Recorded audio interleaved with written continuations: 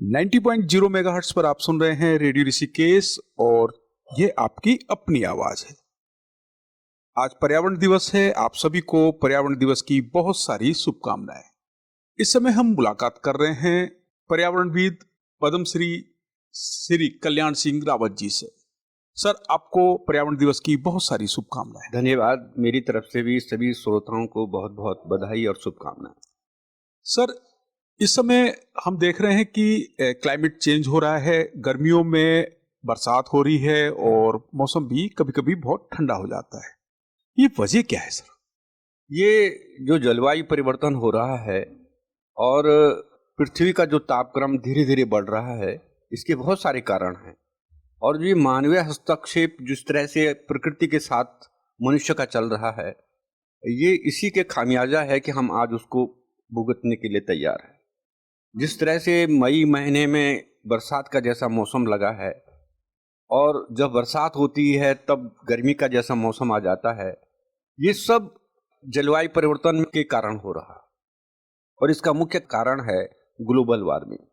जो global warming बढ़ रहा है, कार्बन की मात्राएं बढ़ रही हैं, उसके साथ जो ये विभिन्न प्रकार की जो जिनको हम हरित गैसें कहते हैं, ये बढ़ रही हैं। इनके कारण ये ग्लोबल वार्मिंग बढ़ रहा है। और अभी वैज्ञानिकों का कहा है कि 2030 तक पृथ्वी का तापक्रम 1.5 डिग्री सेल्सियस से ज़्यादा नहीं बढ़ना चाहिए। लेकिन वैज्ञानिक आशंकित हैं कि 2030 तक 1.5 नहीं, लगभग 2 डिग्री सेल्सियस तापक्रम पहुंच जाएगा। और ये बहुत बड़ी चिंता का विषय है, क्योंकि 2 डिग्री सेल्सियस तापक्रम अगर बढ़ता है तो जितने भी हमारे हिमालयी ग्लेशियर हैं और उत्तरी और दक्षिण ध्रुव पर जो बर्फ़ है, ये पिघलनी शुरू हो जाएगी और इसके कारण समुद्र का तल बढ़ जाएगा। और उसके बढ़ने से कई जो छोटे छोटे द्वीप हैं और तटीय जो बड़े बड़े शहर हैं, इन पर संकट मंडरा जाएगा। तो ये सब ग्लोबल वार्मिंग के कारण हो रहा है। तो हमारी जो कार्बन डाइऑक्साइड है, मीथेन है, नाइट्रोजन डाइऑक्साइड है, ये सबसे ज़्यादा खतरनाक गैसें हैं। और जो लगातार हमारी बहुत सारी जो यातायात के संसाधन बढ़ गए हैं, बड़ी बड़ी फैक्ट्रियों से जो कार्बन निकल रहा है, जनसंख्या इतनी बढ़ गई है, ये सब कारण हैं जो ग्लोबल वार्मिंग को बढ़ा रहे हैं। और जो परिवर्तन आ रहा है जलवायु में, इसका कारण यही है कि जो वायुमंडल का जो तापक्रम बढ़ रहा है कार्बन की वजह से, ये उसका सबसे बड़ा मूल कारण है। सर, क्लाइमेट चेंज के बारे में कहा जाता है कि जो ह्यूमन बिहेवियर है, जो मनुष्य का व्यवहार है, उसका भी बहुत फर्क पड़ता है हमारी जलवायु पर, हमारे पर्यावरण पर। तो एक व्यक्ति को अपने व्यवहार में कितना परिवर्तन लाना चाहिए कि हम जो है अपने पर्यावरण को संरक्षित रख सकें, अपनी आबोहवा को साफ स्वच्छ रख सकें? आज तक तो हम सुनते थे कि वैज्ञानिक कह रहे हैं कि जलवायु परिवर्तन हो रहा है, किताबों में पढ़ने में आता था कि जलवायु परिवर्तन हो रहा है, लेकिन उतनी चिंता नहीं होती थी क्योंकि हम उसकी गहराई तक नहीं जाते थे। लेकिन अब स्वयं एक आम आदमी भी कहने लगा है कि जलवायु परिवर्तन दिखाई दे रहा है। इसका मतलब हम हद से भी ऊपर बढ़ चुके हैं और अब हमें जागृत होना ही पड़ेगा, नहीं तो हम पृथ्वी के इस जलवायु परिवर्तन से जो परिवर्तन आ रहे हैं हमारे, उसमें इससे हम बच नहीं सकते हैं।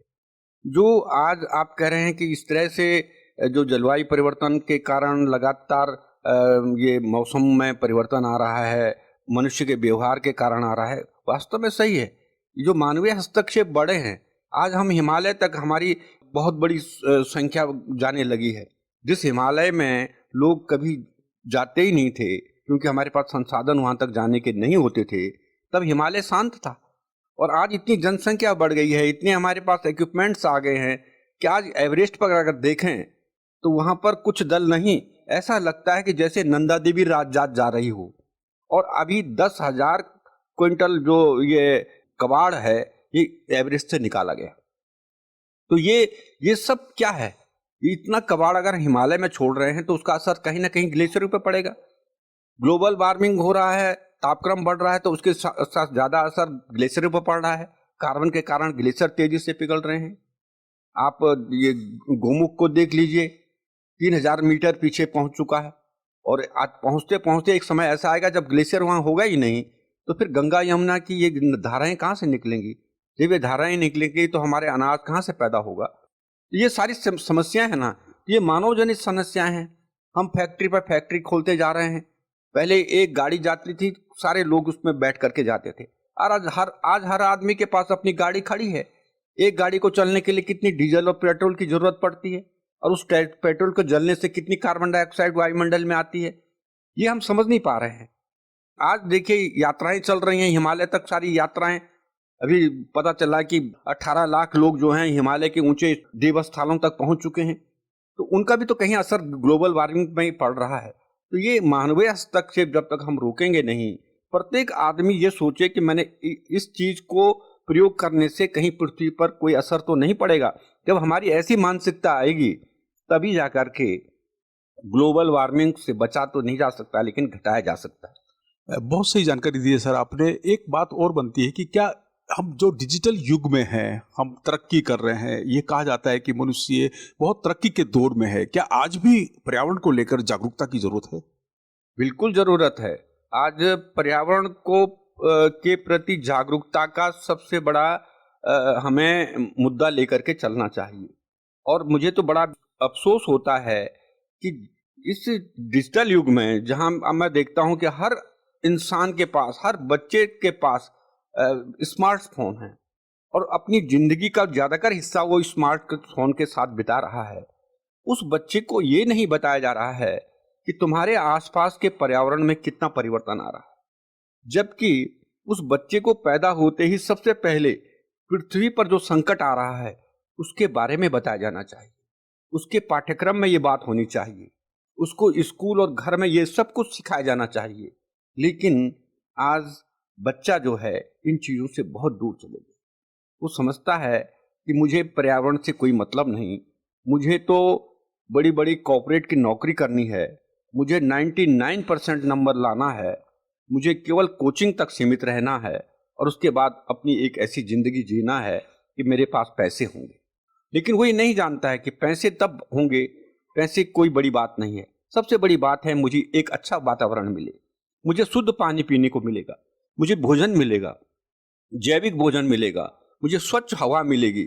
इसकी चिंता उसे नहीं है, और ना हम चिंता करने दे रहे हैं। क्योंकि मानव आज ऐसा हो गया है कि वो अपने बच्चों के साथ 2 मिनट बैठने के लिए तैयार नहीं है। जब वो हमारे पास नहीं बैठेगा तो हम अपने संस्कार, अपने जो हमारे परंपराएं हैं, समृद्ध परंपराएं हैं, उनको कैसे अपने बच्चों तक पहुंचाएंगे। स्कूल में पर्यावरण के का जो वो है एक भाग है, वो बच्चों तक पहुंचाया नहीं जा रहा है। बच्चे अपने स्कूल के सामने खड़े पेड़ को नहीं पहचानता है कि ये पेड़ कौन सा है। वो नहीं जानता है कि ये पानी कहाँ से आता है, किस तरह से आता है, क्योंकि उसको बोतल पानी पीने के लिए दे दी जाती है। वो कहाँ से समझेगा कि ग्लेशियर क्या होते हैं, नदियाँ क्या होती हैं। वो जंगलों में कभी गया नहीं, वो क्या जानेगा कि इन जंगलों से निकलने वाली जो नदियाँ हैं वो हमारे लिए कितनी जीवनदायिनी होती हैं। ये सब जब तक बच्चे के अंदर हम भावनाएं नहीं पैदा करेंगे तब तक पृथ्वी में पर्यावरण के प्रति जागरूकता नहीं आ सकती है। सर, अब तरक्की के मायने बदल गए हैं। अब लोग तरक्की को सोचते हैं कि पढ़ाई लिखाई की और उसके बाद हम एक अच्छी नौकरी पाई और उसके बाद हम सेटल हो गए।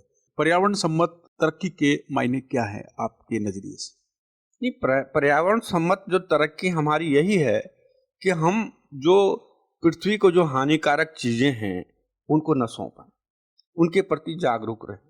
हम ये जानते हैं कि हमारी जीवन हमारा जो एक समाज है, गांव है, ये सारी खेती बाड़ी है, ये वनों पर आधारित है। और जब तक वन नहीं होंगे तब तक हम समृद्ध नहीं हो सकते हैं। तो हमारी इन वनों के प्रति रुचि होनी चाहिए। हम उन वनों को विकसित करें जो वन हमारे लाभदायक हैं। आप देखते हैं कि पूरे हिमालय के जो मध्य हिमालय क्षेत्र है ये पूरा जंगलों से आवृत है, और इसमें जो विशेषकर जो जंगल हैं वो चौड़ी पत्ती वाले जंगल, मिश्रित जंगल, जिसे हमें बांस, बुरांस, फलियांट, इस तरह के जंगल जो हमारे लिए लाभदायक हैं, जो जमीन को पानी देते हैं, जो ज़्यादा ऑक्सीजन देते हैं, जो कार्बन डाइऑक्साइड को ज़्यादा एब्जॉर्ब करते हैं, ऐसे पेड़ों की ज़रूरत है। आज क्या है कि हम उस दूसरे प्रकार के पेड़ों को पनपाने के लिए ज़्यादा महत्व दे रहे हैं। हम उन पेड़ों को ज़्यादा महत्व दे रहे हैं अपनी योजनाओं में जो ज़्यादा रैपिडली बढ़ जाते हैं। जो पेड़ ज़्यादा तेज़ी से बढ़ेगा वो ज़्यादा पानी अवशोषित करेगा, और जो कम चौड़ी पत्ते वाले निडिल लाइक जिनके पेड़ हैं वो पेड़ जो हैं ज़्यादा ऑक्सीजन नहीं देते हैं, न कार्बन डाइऑक्साइड ज़्यादा स्टॉक करते हैं। तो ऐसे पेड़ों की जो हमारे यहाँ बहुतायत हो रही है और हमारे जो यूजफुल जो जंगल हैं, बांध बुरांस, ये कम होते जा रहे हैं, ये बहुत बड़े चिंता का विषय है। सर, आपने 1995 में एक ऐसे आंदोलन की शुरुआत की जिसको मेती आंदोलन के नाम से जाना जाता है, जो विश्वव्यापी है। विश्व के कई देशों में आपको फॉलो किया जा रहा है और देश के कई प्रदेशों में आपको फॉलो किया जा रहा है। क्या है मेती आंदोलन? मैती आंदोलन प्रकृति को बचाने का एक उपाय है और ये एक भावनात्मक आंदोलन है। हमने देखा कि जब बहुत सारे पेड़ लगते हैं और उसके बाद पेड़ लगाने वाले ये भूल जाते हैं कि मैंने कोई पेड़ लगाया है, तो हम कैसे अपेक्षा कर लें कि वो पेड़ जिंदा रहेगा। हम फिर उस पेड़ के बारे में नहीं है बल्कि अपने नाम के बारे में सोचने लगते हैं कि मेरा नाम कहीं अखबार में छपा है या मेरे नाम की कोई फोटो छपी है, मैंने एक पेड़ लगाया है। उधर तो हम खोज कर रहे हैं अपने नाम के लिए और हम ये नहीं देख रहे हैं कि जो मैंने पेड़ लगाया है उसको पानी की जरूरत है, उसको बचाने की जरूरत है, वो सरवाइव कर रहा है या नहीं कर रहा है। अगर सरवाइव नहीं कर रहा है तो उसके कारणों को ढूंढें और उसको आगे बढ़ाने की कोशिश करें। अगर जिस दिन मेरे अंदर ये भाव पैदा हो जाएंगे तो प्रकृति में बड़े बड़े अभियान चलाने की जरूरत नहीं है, पेड़ पृथ्वी बच जाएगी। लेकिन ऐसा नहीं होता। आज हम लाखों करोड़ों करोड़ों पेड़ लगा चुके हैं, लेकिन धरती वही है। उसमें कहीं भी वन विभाग कहता है कि वन बढ़े नहीं हैं बल्कि घटे हैं। और केवल एक प्रजाति जिसको हम चीड़ कहते हैं, पाइनस रॉक्सीबर्गा, ये केवल ही बड़ा है। और यही प्रजाति जो पाइनस का प्रजाति है, ये हमारे लिए ज्यादा उपयोगी नहीं है। आग लगाने में सबसे पहला यही पौधा काम आता है। पूरी जंगलों की आग इसी के द्वारा लगती है क्योंकि इसकी पत्तियां बहुत तेजी से जलती हैं। और इसके बाद जब जंगल पर आग लगती है तो जितना धुआं कार्बन डाइऑक्साइड निकालता है, ये सारा सबसे नजदीक हमारा हिमालय खड़ा है, उस पर कार्बन जा करके ग्लेशियरों को पिघलाने का काम करता है। हम दोहरी मार जी रहे हैं, एक तो ग्लोबल वार्मिंग और एक हमारे जंगलों पर लगने वाली आग का जो धुआं, जो कार्बन, वो भी हिमालय को जा रहा है। तो ये हिमालय तेजी से बढ़ रहा है। ये सारी चीजें हैं कि हमें इन चीजों की तरफ ध्यान देना चाहिए ना। ये जो जंगल हैं, इन जंगलों पर हम बैलेंस करें। आप कह रहे हैं मैती आंदोलन इसी दर्द से निकला है। हमने कहा भावनात्मक रूप से हम अगर एक पेड़ लगाएंगे तो वो पेड़ जिंदा रहेगा। और वो भावनाएं क्या थी, वो मैंने अपने पहाड़ की उन बेटियों में, उस माताओं में ढूंढा जो उनको संबंध को जोड़ती हैं। माँ और बेटी का बड़ा प्यारा संबंध है। बेटी हर समय माँ के साथ खड़ी रहती है, हर काम में हाथ बटाती है, जहाँ माँ जाएगी बेटी साथ जाती है। और जिस दिन बेटी की शादी होती है उस दिन सबसे ज्यादा दुख माँ को होता है। माँ को लगता है कि अब मेरे साथ कौन हाथ बटाएगा। बेटा तो ज्यादा देर माँ के साथ रह नहीं सकता है, लेकिन बेटी ही ऐसी होती है जो हाथ आती है, खेत खलिहान से लेकर, चूल्हे से लेकर और जंगल तक माँ का साथ निभाती है। तो जिस दिन वो विदा हो रही है उस सबसे ज्यादा दुख माँ को होता है कि अब मेरे साथ कौन साथ देगा। और यही जो दर्द है, जो प्यार है बेटी और माँ का, उसको हमने एक पेड़ से जोड़ा। जब बेटी विदा होगी तो अपने दूल्हे के साथ एक पेड़ लगाएगी। वो पेड़ उनकी शादी की यादगार भी होगी। जब पेड़ बड़ा होगा, फल लगेंगे, उनके बच्चे हो जाएंगे और वो बच्चे अपने माँ बाप के लगाए हुए पेड़ को देखेंगे, उसके फल खाएंगे, उनके अंदर भी ये संस्कार जाएंगे कि हम भी अपनी शादी पर एक पेड़ लगाएंगे। ये परंपरा आगे बढ़ेगी, एक स्वच्छ परंपरा, ये संस्कृति, प्रकृति वाली संस्कृति हमारी आगे बढ़ेगी। और दूसरी तरफ एक एक पेड़ मेरे गांव में हर शादी पर लगता जाएगा तो आने वाले 10-20 सालों में इतने पेड़ लग चुके होंगे गांव में कि गांव हरा भरा हो जाएगा। और उस गांव की जो हरियाली है, वहाँ का पानी नहीं सूखेगा, लोगों को शुद्ध हवा मिलेगी, लोगों उस हवा की जो कार्बन डाइऑक्साइड है वो कम होगी, चारा पत्ती मिलेगा, उसमें छाया मिलेगी। ये सारा एक एक पेड़ बेटी का लगाया गया उस गांव को समृद्ध कर गया। छोटा सा प्रयास था लेकिन इसके बड़े मायने हैं। ये संस्कृति को भी जोड़ता है, प्रकृति को भी जोड़ता है और समाज को भी जोड़ता है। इसलिए इस आंदोलन का नाम मैंने मैती रखा। मैत एक शब्द है मेरे पहाड़ का जिसे मायका कहा जाता है और मैती का मतलब उस गांव की समृद्धि होती है। और ये इसको एक आंदोलन का रूप दिया कि हर शादी पर एक पेड़ लगेगा। एक साल में मेरे गांव में 10 शादियां होंगी तो 10 पेड़ लगेंगे। 10 सालों में कितनी शादियां मेरे गांव में हो जाएंगी। अपने आप मेरा गांव एक 10 सालों के बाद पेड़ों से लहलहा उठेगा और वो गांव समृद्ध होगा। तो एक एक पेड़ की जो भावनाएं हैं ये जीवित रहेंगी। और वो पेड़ जिंदा क्यों रहेगा? क्योंकि बेटी का लगाया गया पेड़ और बेटी विदा हो गई। अगर उस पेड़ को कोई नहीं बचाएगा, माँ जरूर बचाएगी। माँ अपनी बेटी के पेड़ को कभी सूखने नहीं देगी। उसको पानी डालेगी, उसमें उसकी रखवाली करेगी, क्योंकि उसे डर है कल मेरी बेटी लौट के कभी आएगी अपने बच्चों के साथ, तो सबसे पहले यही पूछेगी माँ मेरा पेड़ कितना बड़ा होगा। तो उसको शर्म आएगी कि अगर मैंने उसके अपना पेड़ बचाया नहीं, उसका पेड़, बेटी को लगेगा कि मेरी माँ का क्या मेरे प्रति प्रेम नहीं है, इसलिए उसने मेरे पेड़ को नहीं बचाया। इसलिए माँ उस पेड़ को बचाएगी, पिता उस पेड़ को बचाएगा, भाई उस पेड़ को बचाएगा। उस पेड़ के कितने माली हो जाएंगे। एक एक बूंद करके सागर बनता है, और इस तरह से एक एक पेड़ भावनाओं से लगा करके अगर हम आगे बढ़ेंगे तो आज जो करोड़ों लाखों रुपया हम सेमिनारों में और बड़े बड़े वृक्षारोपण में कर रहे हैं, ये बच जाएगा, और इस पैसे से हम अपने समाज का अन्य प्रकार से उत्थान कर सकते हैं। तो ये मैती आंदोलन एक छोटे से कॉन्सेप्ट लेकर के आगे बढ़ा और एक जन आंदोलन रहा। लोगों ने इसको एक्सेप्ट किया। आज जितने भी शादियों में जो कार्ड छपते हैं उसमें भी वो इंक्लूड करते हैं कि हम एक पेड़ लगाएं। सर, लगभग एक अनुमान के अनुसार पूरे देश में लगभग 8 लाख से अधिक पेड़ मैती आंदोलन के तहत लगाए जा चुके हैं, रोपित किए जा चुके हैं। कितना गर्व महसूस करते हैं?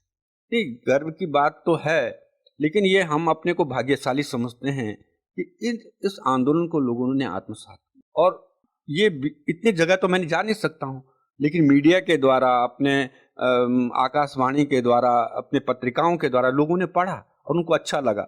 उन्होंने अपने अपने घर में इस प्रकार के संस्कारों को जन्म दिया और अपने कार्डों तक छापने में उन्होंने उसमें रुचि दिखाई। मुझे तो बड़ी ताजुब हुआ कि जो कई ऐसे भी व्यापारी थे जो कि झोले बेचते थे, थैले बेचते थे, उन्होंने उन थैलों पर भी मैती का कॉन्सेप्ट लगा कि मैती की यादगार, शादी की यादगार में एक पेड़ लगाएं। अब उन लोगों को मैं नहीं जानता हूं, लेकिन ये भावनाएं उन तक पहुंची, उनको अच्छा लगा, उनको लगा कि हमें भी इनका प्रचार करना चाहिए। आज एक छोटी सी चीज का प्रचार होता है, बड़े बड़े अखबार के पन्ने छापे जाते हैं, ये हमारे पास तो कुछ नहीं है। तो ये लोगों का सहयोग है। गैरसैंण में अस्नोड़ा जी थे पत्रकार, उन्होंने स्कूल के बैग छपवाए, उस पर उन्होंने ये पंक्तियां लिखा दी, मुझे फोन किया, राव जी हमने ये बैग पर जो है ये इस तरह के लिखे हैं। मुझे बड़ा अच्छा लगा। एक मिठाई के डब्बे खिलाफ साहब ग्वालदम में था, है ना, तो उसने सारे मिठाई के डब्बों पर जो है ये मैती का संदेश छपवा दिया। अब जिस घर में भी डब्बा जा रहा था उसमें लोग पढ़ रहे थे कि शादी के हर यादगार में एक पेड़ लगाना है। इस तरह से ये प्रचार बढ़ता गया और कारवां आगे बढ़ता गया। मैती आंदोलन एक स्वतः स्फूर्त आंदोलन है। अब लोग इससे लगातार जुड़ते चले जा रहे हैं और इनिशिएट कर रहे हैं। जब आपने शुरुआत की थी, एक विचार आया था, जब आपने शुरुआत की थी, तो किस तरह की चुनौतियां आई, किस तरह की प्रतिक्रियाएं आई? किसी भी काम को करने पर समाज अलग अलग प्रतिक्रियाएं करता है। कुछ अनुकूल भी होती हैं, कुछ प्रतिकूल भी होती हैं। और जब ये कॉन्सेप्ट मेरे दिमाग में आया कि अगर हम वास्तव में अगर हमें प्रकृति बचाना है तो हमें 100 पेड़ों की नहीं, हमें एक पेड़ की पहले सोचनी चाहिए। अगर हम एक पेड़ भी बचा दें, सही तरह से लगा दें, तो ये पृथ्वी बच जाएगी। तो ये जब भाव आया 1995 में, जब मैं ग्वालदम में राजकीय इंटर कॉलेज में बायोलॉजी का प्रवक्ता था, तो मैं वहाँ पर्यावरण के लिए काम करता था। मैंने कुछ वहाँ नर्सरियाँ बनाई, पेड़ लगाए, सारे स्कूल के बच्चे मुझसे जुड़े रहते थे। और तब यही भाव आया कि हम पेड़ लगा रहे हैं, इतनी दुनिया पेड़ लगा रही है, हर साल जो है जुलाई के महीने में बड़े बड़े अभियान चलते हैं, लेकिन ये दिखाई नहीं देते। लेकिन एक बेटी का लगाया गया पेड़ आंगन में जरूर दिखाई देता है, क्योंकि उसके पीछे भाव है, उसके पीछे माँ खड़ी है, उसके पीछे पिताजी खड़े हैं, उसके पीछे भाई खड़ा है, वो जिंदा रहेगा। तो ये भाव लेकर के हमने उस मैती आंदोलन का शुरुआत की। और पहली शादी मेरे स्कूल की एक बेटिया जिसने 12 पास कर लिया था उसकी थी, उसके पिताजी वन विभाग में थे। तो मैंने इस कॉन्सेप्ट को सुनाया, मेरे कुछ और मित्र भी थे वहाँ पर, उनसे भी मैंने कहा कि इस तरह का कार्यक्रम अगर करें तो हम पृथ्वी को बचा सकते हैं। तो उन्होंने कहा साहब पहली एक लड़की है हमारे गाँव में ये, और उसकी शादी होने वाली है, ये आपकी शिष्या भी है, और इसकी शादी पर हम पेड़ लगाएंगे। पहली बात थी, पहली चीज़ थी, वो हुआ कि वहाँ पर बारात विदाई के समय जो है दूल्हा दुल्हन से एक पेड़ लगाएंगे। तो मैं भी शाम को वहाँ चले गया, कुछ मेरे स्कूल के बच्चे थे, मैंने उनसे कह रखा था यार वहाँ पर इस तरह का कार्यक्रम करेंगे। तो लड़के के पिताजी उत्साहित थे क्योंकि वन विभाग में थे, तो उन्होंने कहा राव जी बिल्कुल हम लगाएंगे। अब जब बारात जाने लगी, जल्दी होने लगा कि साहब चलो देर होने वाली है, अरे भाई पेड़ लगाना है, तो पेड़ लाओ, कहाँ से लाएंगे, तो पेड़ तो था नहीं हमारे पास। उस समय 2 लड़के थे, वहीं पर नज़दीक वन विभाग की नर्सरी थी। मैंने लड़कों से कहा कि बच्चों जाओ और वहाँ से एक अच्छा सा पेड़ लेकर के यहाँ लगाना है, उसको लेके आओ। बच्चे दौड़ते गए बड़े उत्साह में, और कुछ देर बाद एक बढ़िया सा पेड़ ले आए।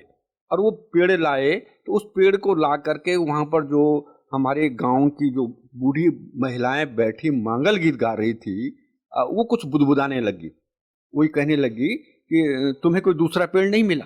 अब मुझे लगा कि ये पेड़ ही तो है, ये क्यों कह रहे होंगे। फिर दिमाग में बात आई, वो जो पेड़ लाए थे बांज का पेड़, और बांझ शब्द जो होता है वो कुछ हम कहेंगे कि महिलाएं जो हैं वो उसको गलत मानती हैं।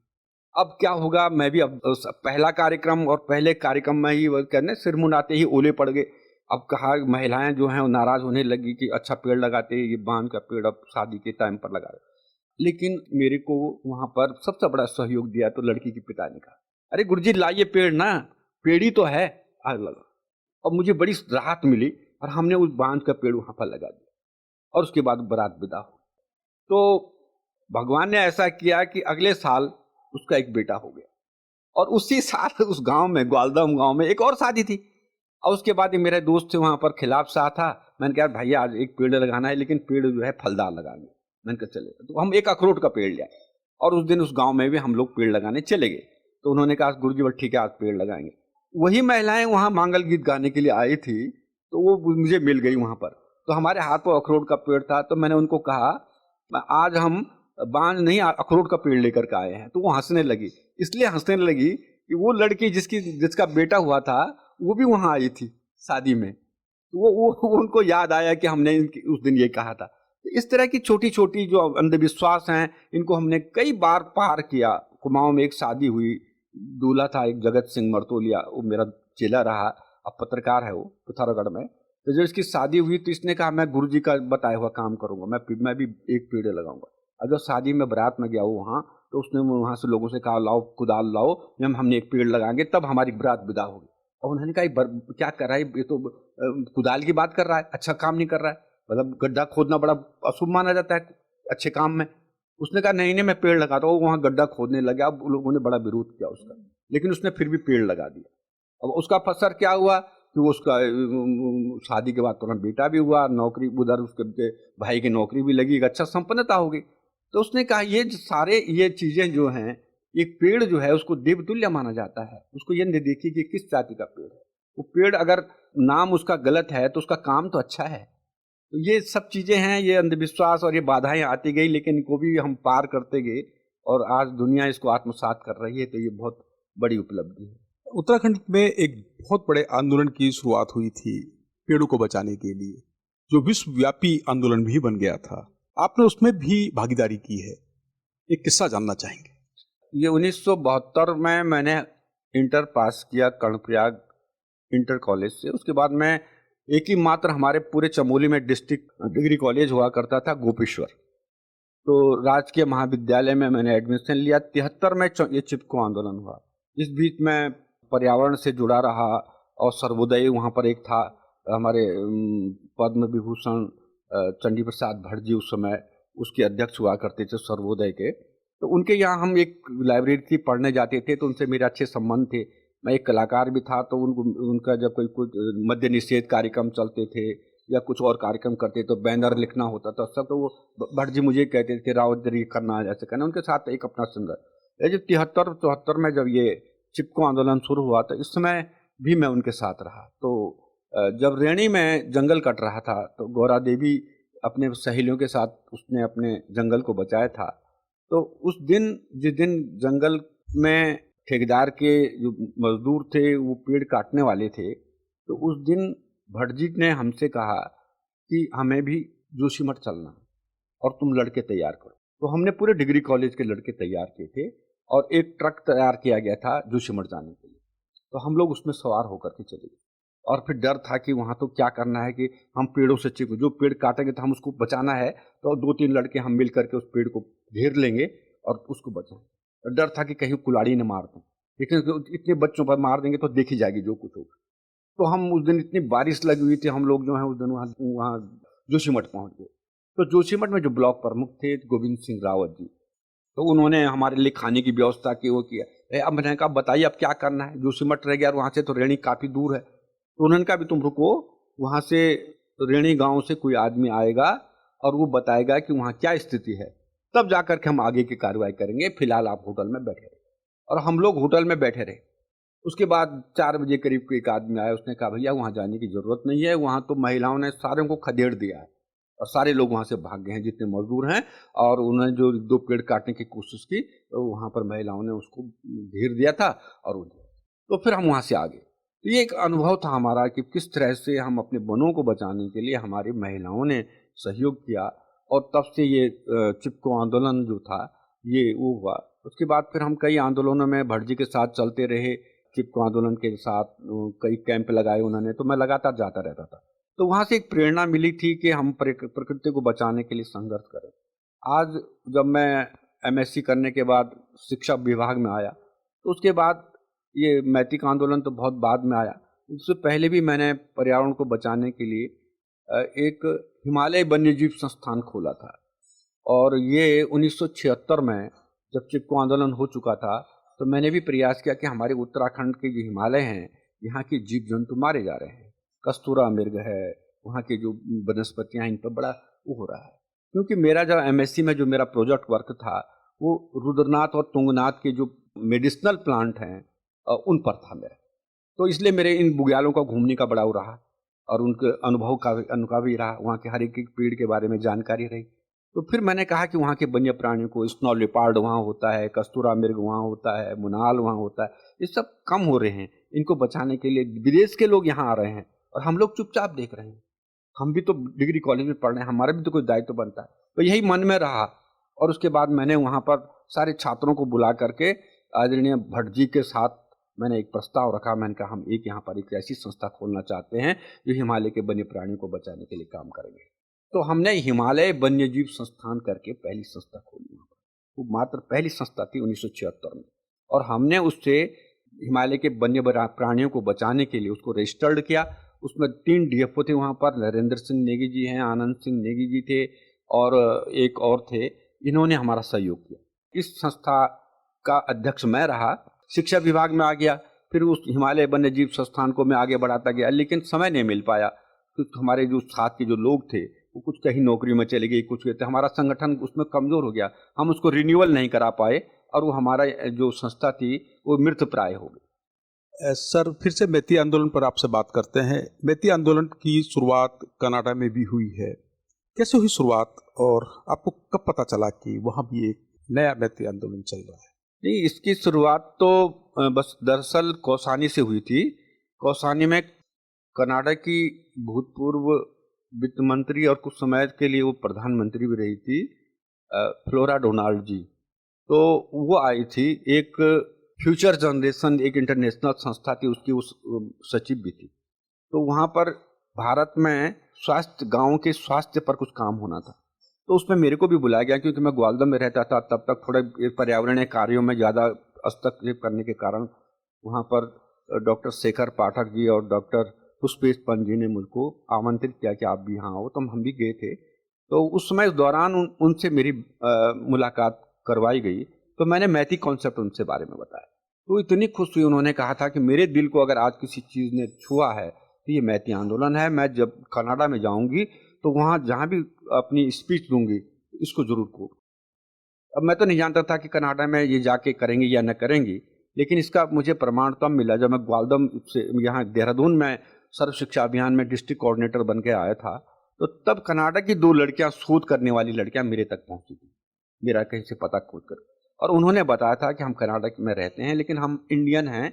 और जब वहाँ एक सेमिनार चल रहा था और पृथ्वी को बचाने की बात हो रही थी, तो भारत का ये मैती आंदोलन का भी एक वहाँ पर जिक्र आया था। और तब कुछ लोगों ने हमसे कहा था कि तुम तो इंडियन हो, तुम कितना जानते हो इस आंदोलन के बारे में। तो हमें बड़ी ग्लानि हुई कि हम उन लोगों से कुछ नहीं जानते, हम इसके बारे में पता ही नहीं था। फिर हमने एक प्रण किया कि हम उस आदमी से मिलेंगे जिसने आंदोलन शुरू किया और हम और अधिक जानकारी लेकर के आएंगे। तो वो मुझको ढूंढते हुए यहाँ आए थे और रिकॉर्डर लेकर के आए थे, कैमरा लेकर आए थे। मेरे घर पर वो 1 घंटे तक रहे और उन्होंने पूरे जानकारी इससे ली। उसके बाद ये वहाँ गए तो तब उन्होंने बताया था कि ये हमारे कनाडा में भी इस तरह की कार्यक्रम जो है उसको बहुत अच्छा माना जा रहा है और उसको चलाया जा रहा है। तब मुझे लगा कि ये जो बात थी ये शायद फ्लोरा डोनाल्ड ने अपनी बात वहाँ रखी होगी लोगों के सामने, उन लोगों को अच्छा लगा। कैलिफोर्निया में माया चड्डा जी प्रोफेसर हैं, वो वहाँ कह रहे थे कि यहाँ के लोग बड़े इसको आत्मसात कर रहे हैं और यहाँ भी इस कार्यक्रम को शुरू किया जा रहा है। आज 7-8 देशों में ये आंदोलन दस्तक दे रहा है और भारत के 14-15 राज्य ऐसे हैं जहाँ ये आंदोलन लोग इसको एक्सेप्ट कर रहे हैं। सर, अभी हम चीड़ की बात कर रहे थे और इसने हमारे पर्यावरण को भी बहुत नुकसान पहुंचाया है और भूजल के स्तर को भी बहुत गिराया है। चीड़ का विकल्प क्या है? चीड़ बहुत ज़्यादा हमारे उत्तराखंड में फैल चुका है। लगभग इस समय 28% करीब हमारे पास चीड़ है और जिस अच्छे पेड़ में बांस गिना जाता है और वो आज हमारे पास 16% भी नहीं है। तो ये एक बड़ी विडंबना है हमारे पास कि हम इस हरित प्रदेश में रहते हैं जिसको कि ये अरण्य प्रदेश कहा जाता है और ये सबसे ज़्यादा हमारे लिए मध्य हिमालय के जो जंगल हैं ये महत्वपूर्ण हैं। गंगा, यमुना, गोरी, काली जो नदियाँ निकलती हैं ग्लेशियरों से निकलती हैं और सीधे गहरी घाटी में बह करके चली जाती हैं। इनका जल हमें ज़्यादा लाभ नहीं पहुंचाता है। केवल बांध बने हैं, बिजली बनती है और वो भी हमें कम, अन्य राज्यों को ज़्यादा मिलती है। लेकिन हमें अगर जिंदा रखा है तो हमारे मध्य हिमालय के जो जंगल हैं, जो बांज के जंगल हैं, चौड़े पत्ती वाले जंगल हैं, मिश्रित जंगल हैं, इन जंगलों के खातिर हम जिंदा हैं। इन जंगलों से निकलने वाली जो गैर हिमानी नदियां हैं ये हमारे लिए सबसे ज़्यादा उपयोगी होती हैं, जिनमें गगास है, कोसी है, पश्चिमी नयार है, पूर्वी नयार है, आपकी ये कमल नदी है, आपकी ये कई नदियां हैं। ये नदियां हमारे लिए जीवन देती हैं। इन्हीं के पानी से हमारी खेती सिंचित होती है और हमें पीने को पानी मिलता है और हमारा जो अंडरग्राउंड वाटर है इन्हीं के कारण जिंदा है। लेकिन आज क्या हो गया कि आज जो ये भरे भरे जंगल हैं ये हो गए कम और इनके स्थान पर चीड़ ने स्थान ले लिया है। और ये चीड़ का विस्तार सबसे ज़्यादा अंग्रेजों ने किया था क्योंकि उनको चाहिए थी लकड़ियाँ, उनको चाहिए था लीसा ताकि ये पैसा कमा सकें। टिम्बर जल्दी जो हैं चीड़ बढ़ जाते हैं, उनके तने जो हैं बड़े बड़े अच्छे टिम्बर बनाने के लिए, लकड़ी बनाने के लिए, रेलवे के स्लीपर बनाने के लिए काम आए। तो वो अंग्रेजों ने उनको खूब विस्तार किया। लीसा निकाल करके बिरोजा बना, तारपीन बना, उनको बेच करके उन्होंने पैसा कमाया। इसलिए उन्होंने चीड़ को ज़्यादा व्यापकता से उत्तराखंड के कुमाऊं और गढ़वाल में ज़्यादा विकास किया और हमारे जो बांज के जंगल थे उनके प्रति ये उदासीन रहे। इसलिए रहे कि उनको पर लगा कि ये बांज के पेड़ हमारे किसी काम के नहीं है, ये केवल लकड़ी जलाने के काम आएंगे और ये इन लोगों के चारे पत्ती के काम आएंगे। इसलिए बांज घटता गया, चीड़ बढ़ता गया और आज चीड़ इस तरह बढ़ गया कि उत्तराखंड में सबसे ज़्यादा जो हर साल जो आग लग रही है ये चीड़ इसका कारण है। और चीड़ के कारण जो है ये जो हमारे जो एकल जंगल थे, जो बांज के जंगल, खूबसूरत जंगल जिनके जड़ों से पानी निकलता है, जिनके द्वारा हमारे पानी के स्रोत जिंदा हैं, इन बांज के अंदर भी चीड़ के पेड़ जा करके अब चीड़ ने अपना साम्राज्य फैला दिया है। अब जब चीड़ बांज के अंदर हो गया तो चीड़ जल्दी बढ़ करके बांज से ऊपर आ गया। अब बांज को न तो प्रकाश मिल पा रहा है, बांज के जो पानी है उसको भी ये पेड़ चीड़ ले ला रहा है। चीड़ को पानी ज़्यादा देता नहीं है, चीड़ ज़्यादा ऑक्सीजन नहीं देता है, वो तो ओजोन गैस देता है। तो इस तरह से ये चीड़ हमारे लिए ज़्यादा वरदान नहीं है। और बांज के जंगल और चीड़ के जंगलों के बीच में संघर्ष चल रहा है जिसमें बांज धीरे धीरे खत्म होता गया। चीड़ जो है बांज को लील गया है। अब बांज के जंगल नहीं होंगे तो ये मध्य हिमालय से निकलने वाले पानी के स्रोत और नदियां कहाँ होंगी? ये सबसे बड़ा संकट हमारे सामने खड़ा हो गया। आज 3000 से अधिक गांव जो हैं पानी की संकट से जूझ रहे हैं। सारे पानी के स्रोत सूख गए हैं। सरकार पानी की योजना ला रही है कि हर गांव घर तक तुम नल पहुंचाओ। नल तो पहुंच जाएगा लेकिन पानी कहाँ से आएगा? हमने सारे गांव जंगलों के, बांध के जंगलों के पानी के स्रोत पेयजल योजनाओं में हमने उनको यूज कर दिया है। जंगल में कहीं पानी के स्रोत नहीं रह गए हैं। अब आप बताइए कि जंगलों में रहने वाले जो जीव हैं उनको पानी कहाँ से मिलेगा? उनकी भी हमने कभी सोची है? अगर वहाँ पानी नहीं, उनको नहीं मिलेगा, पानी जीवन का सबसे बड़ा आधार है। अगर पानी नहीं मिलेगा तो वो जीव सारे कहाँ जाएंगे? पानी को प्राप्त करने के लिए गांव की तरफ आएंगे। और जब गांव की तरफ आएगा तो मानव और जीव का संघर्ष जरूर चलेगा। और जो आजकल हो रहा है कि हर जगह कहीं भालू, कहीं बाघ, कहीं चीता, कहीं सब आदमी को और बच्चों के साथ अखबारों में पढ़ने को मिलता है कि आज वहाँ बाघ ने मार दिया, भालू ने मार दिया, सुअरों की संख्या बढ़ गई। ये सब गांव की तरफ क्यों आए? इसीलिए तो आए कि जब पानी नहीं है जंगलों में, हमने पानी के सारे स्रोत सुखा दिए।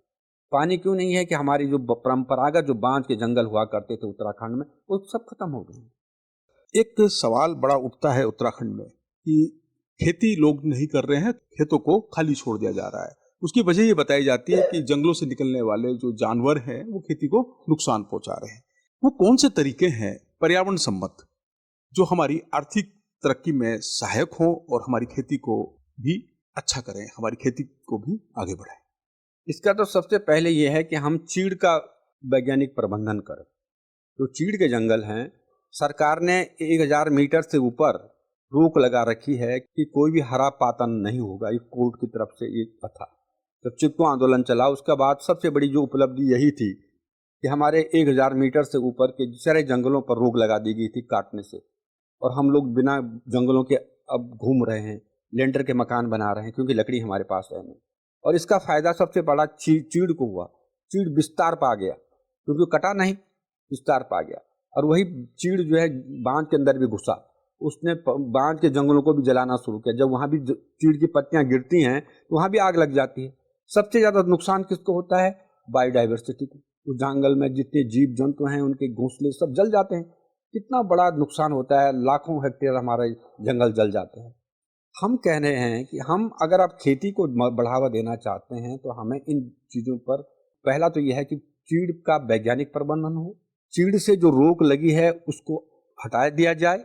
चीड़ में की लकड़ियों को गांव वालों को मुहैया कराया जाए, ताकि गांव वाले हल्के मकान बना सकें, सुंदर मकान बना सकें।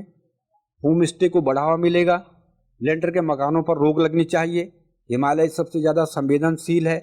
टाइप 5 भूकंपीय क्षेत्र में आता है। कल आने वाले समय में अगर 7 से ऊपर का रेक्टर का जो भूकंप अगर आ गया तो यहाँ तो न मालूम क्या तबाही मच जाएगी।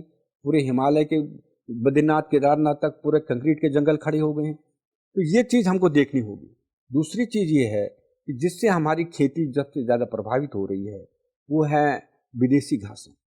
उसमें लेंटाना, काला बांस, गाजर घास, ये गांव के चारों तरफ इतना फैल चुके हैं कि जितने भी जंगली जानवर सूअर वगैरह हैं इनमें पनाह ले रहे हैं, और वो वहाँ सुरक्षित रहते हैं और वहाँ से वो हमारे खेतों में आ जाते हैं और खेत नुकसान हो जाता है। तीसरी चीज़ ये है हमारे यहाँ कि हमें 1960 के बाद अभी तक हमारे यहाँ भूमि बंदोबस्त नहीं हुआ है, और भूमि बंदोबस्त न होने के कारण हमारे पास अब खेती करने के लिए ज़मीन नहीं रह गई, क्योंकि ज़मीन बढ़ती गई भाइयों में। अब आज तीसरी चौथी पीढ़ी के पास एक खेत भी नहीं है। अगर एक दो खेत हैं तो एक पूरब में है, एक पश्चिम में है। हम उन खेतों में कैसे आबाद करेंगे, क्योंकि जंगली जानवरों का आक्रमण, कौन बचाएगा उन खेती को? तो अगर हम हल लगाते हैं, बीज बोते हैं, वो हमारे किसी काम नहीं आते हैं। इसीलिए लोगों ने अपने खेतों को क्या कर दिया है, छोड़ दिया है। और ये अगर हमारे पास खेत नज़दीक हों, एक ही जगह पर हों, तो हम उसमें चकबंदी करके उसके उपाय ढूंढ सकते हैं, वहाँ पर खेती कर सकते हैं, है ना। लेकिन सरकार इस तरफ ध्यान नहीं दे रही। ये सबसे बड़ी चीज़ है कि हमें इस तरफ ध्यान देना चाहिए। भूमि बंदोबस्त हो। इन जंगली जो हमारे बाहर से आई हुई जो ये वीड्स हैं, इनको हटाने की कोशिश की जाए। ये जो प्रसार कर रहे हैं इनको रोका जाए, के लिए हमारे कदम उठें। चीड़ के जंगलों से काटने पर प्रतिबंध जो लगा है उसको हटाया जाए। जहाँ केवल चीड़ के जंगल हैं उनका वैज्ञानिक प्रबंध हो। वहाँ लीसा निकालने की बात की जाए। लीसा निकलेगा, हमारे राज्य का आर्थिकी बढ़ेगी, फिरोजा बनेगा, तारपिन बनेगा। तो हम खाली जंगलों को खड़ा करके क्या हमको मिल रहा है? तो हमें इस दिशा में देखना चाहिए, हमारा राज्य भी समृद्ध हो। इतनी वन संपदा हमारे पास पड़ी है। चीड़ के बड़े पेड़ों को निकालिए, बीजू पेड़ों को रहने दीजिए। जब बीज गिरेंगे तो नई पौध तैयार होगी। 12 साल में हर पौधा जो है लीसा देने वाला हो जाता है। तो हम इस तरह से उसका वैज्ञानिक प्रबंधन करें तो हमें आर्थिकी भी मिलेगी, लकड़ी भी मिलेगी, हम अपने गांव वालों के अच्छे मकान बना सकेंगे। भूकंपीय क्षेत्र में भारी मकान बनना बंद हो जाएगा। और दूसरी तरफ क्या होगा कि जब ये झाड़ियां हम काटेंगे, इनको नहीं बढ़ने देंगे, तो ये जंगली जानवर भी इनको पनाह लेने के लिए जगह नहीं मिलेगी, तो हम अपने खेतों को बचा सकते हैं। सर, आप बहुत सादगी पसंद हैं और आप पब्लिक ट्रांसपोर्ट से अक्सर यात्रा करते हैं। आप पर्यावरण के क्षेत्र में एक बड़ा नाम है। क्या वजह है कि आप पब्लिक ट्रांसपोर्ट से ही यात्रा करते हैं और सादगी में कितना आनंद आता है? नहीं, ऐसा है कि अगर हमें वास्तव में पर्यावरण के लिए काम करना है, समाज के लिए काम करना है, संस्कृति को बचाने के लिए काम करना है, तो सबसे उत्तम यही है कि हम जनता के साथ चलें। और जनता के साथ चलने में बहुत अनुभव मिलते हैं, लोगों की बात समझ में आती है, कई सारी समस्याएं जो हैं वो सुनने को मिलती हैं, फिर वो देखने को भी मिलती हैं। अगर हम तूफान की तरह जाएंगे तो फिर हमें केवल झोंकों के अलावा कुछ नहीं मिलेगा। तो जब हम इस तरह से यात्रा करते हैं तो हमें गाँव के दुख दर्द हैं, लोगों के दुख दर्द हैं, हमें प्रकृति के साथ ज़्यादा समय बिताने का, उसको समझने का मौका मिलता है। और ये लगता है कि अपने लोगों के साथ मिल करके लोगों को भी अच्छा लगता है कि हमको सुनने को अच्छी चीज़ें मिली। ये मेरा एक सिद्धांत रहा है कि हम अपनी नई पीढ़ी के साथ ज़्यादा समय बिताएं ताकि उनको अवेयर कर सकें कि आने वाला समय कितना खतरनाक है। इसलिए मैं ज़्यादातर स्कूल के बच्चों से बात करना चाहता हूँ, गाँव में जा कर के, गाँव के साथ रह कर के, गाँव के लोगों से बात करना चाहता हूँ, उनकी वास्तविक समस्याएँ क्या हैं। और दूसरी चीज़ ये है कि जो हम कर रहे हैं, हमारी सरकार जो कर रही है, वो कितना गाँव तक जा रहा है और गाँव के लिए कितना उपयोगी है। तो योजनाएँ वास्तव में हमारे धरातल पर उतर रही हैं, नहीं उतर रही हैं, तो ये भी देखने को मिलता है। इसलिए मैं ज़्यादातर ऐसे ही घूमता हूँ और घूमना मेरा एक शौक़ रहा है, क्योंकि ये भगवान की दया से शायद उत्तराखंड का कोई ऐसा चप्पा ना हो जहाँ मैं ना गया हूँ। तो ये मेरे बचपन से ही एक घूमने का शौक़ रहा है, क्योंकि बचपन में माता-पिता से भी संस्कार मिले। मेरे दादाजी जो थे वो फॉरेस्ट में, अंग्रेज़ों के ज़माने में फॉरेस्ट गार्ड थे। मेरे पिताजी फिर फॉरेस्ट विभाग में रेंजर के पद से रिटायर हुए। मेरा भी ख्वाब था कि मैं वन विभाग में आकर के अपने इस परंपरा को आगे बढ़ाऊं, लेकिन ऐसा हो नहीं सका। मैं फिर शिक्षा के क्षेत्र में घुस गया। तो ये एक जैसे भी था, लेकिन फिर भी शिक्षा के क्षेत्र में घुसकर भी मैंने फिर भी पर्यावरण का ही दामन थामा रहा। तो ये एक बड़ी मेरे लिए उपलब्धि रही है। 90.0 मेगाहर्ट्ज पर आप सुन रहे हैं रेडियो ऋषिकेश, जो आपकी अपनी आवाज है। इस समय हम मुलाकात कर रहे हैं पद्मश्री श्री कल्याण सिंह रावत जी से। सर, पर्यावरण में आप एक बड़ा अनुभव है आपका, आपके प्रेरणा स्रोत कौन? मेरा तो यही है कि प्रेरणा तो हर किसी से मिलती है। हमारे मुझे दादा से भी प्रेरणा मिली। मेरे दादाजी के जो अनुभव थे वो भी मैं सुनता था। मेरे पिताजी ने पहली नौकरी बद्रीनाथ में की। जब वो वहाँ पर तैनात थे तो वो वहाँ के अनुभव सुनाते थे कि किस तरह से बद्रीनाथ में लकड़ियाँ चोरी जाती थी और जंगलों को काट करके, भूत पत्थर के जंगलों को काट करके, और हम रात रात उन चोरों को पकड़ने के लिए जाते थे। तो मुझे बड़ा लगता था कि कितना साहसी काम था।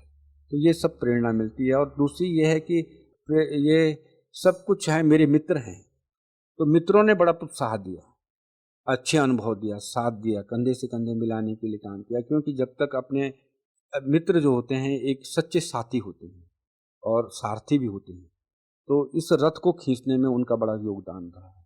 तो मैं तो उन सभी साथियों को प्रेरणा स्वरूप मानता हूँ। और फिर मेरे वो बच्चे हैं, स्कूल के बच्चे हैं, जिन्होंने कि मेरी इन भावों को अपने अपने गाँव तक, मैं जहाँ भी रहा बच्चे मुझसे बहुत खुश रहते थे, क्योंकि मैं उनको हर प्रकार के क्रियाकलापों से जोड़ता था, विज्ञान से लेकर और समाज तक। तो बच्चे जो हैं वो गाँव में जा कर के मेरे बारे में बोलते थे, बताते थे कि आज गुरुजी ने हमको ये बताया, ये किया, आज हमारे स्कूल में ये हुआ। क्योंकि स्कूल में मैं चुप नहीं बैठता था। जब राजगढ़ी में रहा, मैं उत्तरकाशी में एक पौधशाला बनाई, 40,000 पौध मैंने तैयार किए वहाँ, और हर गाँव के बच्चों को बांटे मैंने, और उनको कहा कि अपने अपने गाँव में इन पेड़ों को लेकर तुम्हें लगाना है। तो इस तरह की गतिविधियाँ बच्चों को कभी सांस्कृतिक गतिविधियों में, कलात्मक गतिविधियों में, इनमें मैं जोड़ता रहता था। तो बड़े बच्चे मुझसे बड़े खुश रहते थे। बस जब भी मैं कहीं किसी क्लास में जाता था तो बच्चे बड़े खुश हो जाते थे कि गुरुजी हमारी क्लास में आ गए। तो मैं उनको पर्यावरण से जोड़ने की पूरी बात करता था। तो ये मुझे बड़ा खुशी लगती है कि मेरे बच्चे मेरे लिए आज भी जो बच्चे हैं मुझे पत्र लिखते हैं, याद करते हैं, तो कहते हैं कि हमारे आदर्श गुरुजी हमारे रहे हैं। मैं गाँव में जाता हूँ तो लोग स्वयं मेरे परिचय जानते हैं कि गुरुजी आपके बारे में तो बच्चे बहुत कुछ कहते हैं। मैं एक शादी में गया बहुत दूर, तो वहाँ बच्चे, छोटी-छोटी स्कूल के बच्चे, वो मेरे पीछे दौड़ रहे थे। बारात जा रही थी तो मैं भी उस बारात में था। मेरे स्कूल के एक अध्यापक के भाई की शादी थी। सरनौल ऊपर उत्तरकाशी का एक गाँव था, सुदूर हुआ। तो वो जब मैं आ रहा था सारे बच्चे, तो एक बड़ा बच्चा जो मेरे स्कूल में पढ़ता था, उसने कहा, गुरुजी बोले ये बच्चे बल आपके पीछे क्यों भाग रहे हैं बल? मैंने कहा मुझे पता नहीं है। तो गुरुजी ये इसलिए भाग रहे हैं बल्कि इन्होंने आपका नाम सुना है, बल ये सारे लोग जो हैं स्कूल के बच्चे बल आपके बारे में बोलते हैं कि रावत गुरुजी ने ऐसे किया, रावत गुरुजी ने ऐसे किया। ये बच्चे सुनते हैं बल्कि रावत गुरुजी कौन होंगे। आज आप आए हैं तो आपको देखने आए हैं ये आदमी है कैसा जो जिसकी बात यहाँ रोज होती है। मुझे बड़ा लगा कि ये कितना बड़ा पुरस्कार है कि बच्चे जो मुझे कभी जानते ही नहीं हैं, जो प्राइमरी स्कूल में वहाँ पढ़ते हैं, वो मेरे बारे में इतने जानते हैं, अब मुझे देखने के लिए इतने लालायित हैं। तो ये एक प्रेरणा मिलती है कि वास्तव में समाज जब अच्छे काम के लिए आगे आता है तो एक और आगे बढ़ने की। सर आप बहुत व्यस्त रहते हैं और इस बीच आप चित्रकारी भी करते हैं। कैसे शुरुआत की चित्रकारी की सर और क्या विषय रहता है आपका? पेंटिंग भी मेरा एक शौक रहा है और बचपन से ही रहा है और इसकी प्रेरणा मुझे मुझे एक गुरु जी थे, हजमत हुसैन फारूकी जी। वो कला टीचर हुआ करते थे कर्णप्रयाग इंटर कॉलेज में। तो वो स्कूल की दीवारों पर अच्छी अच्छी बुद्ध की पेंटिंग, कहीं पर बड़े अच्छी अच्छी पेंटिंग बनाते थे। और मैं तो एक विज्ञान का अध्यापक था, मुझे कला से तो ज़्यादा मतलब नहीं था, लेकिन मेरे अंदर शौक था पला।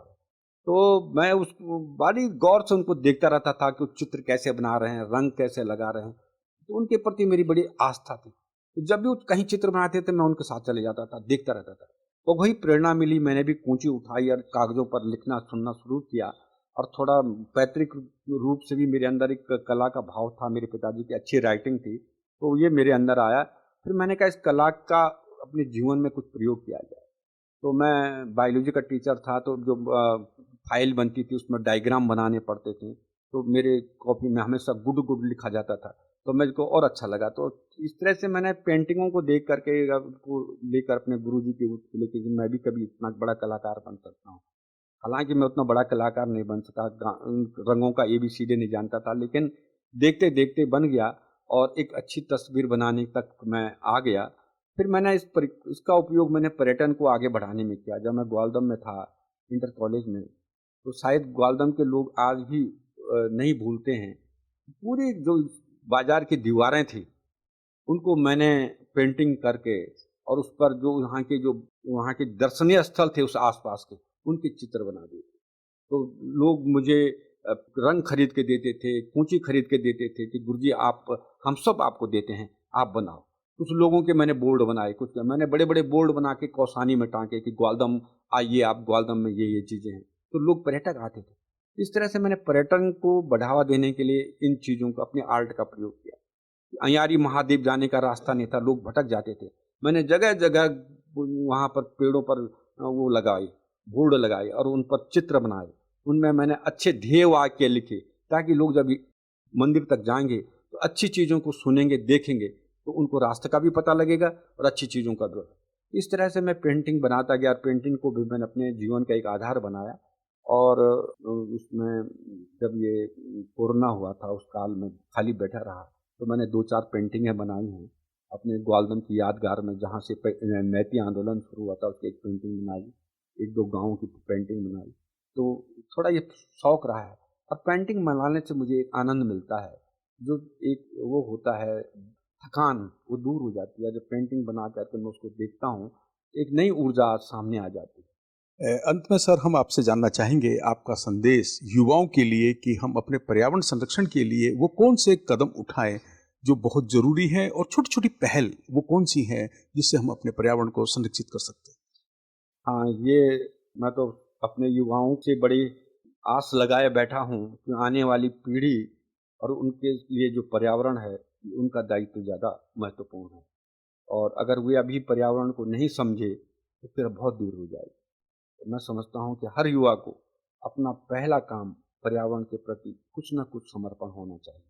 और जिस तरह से ये जलवायु परिवर्तन हो रहा है, लगातार जनसंख्या बढ़ रही है, आने वाले समय में पानी और भोजन की संकट पैदा होने वाला है।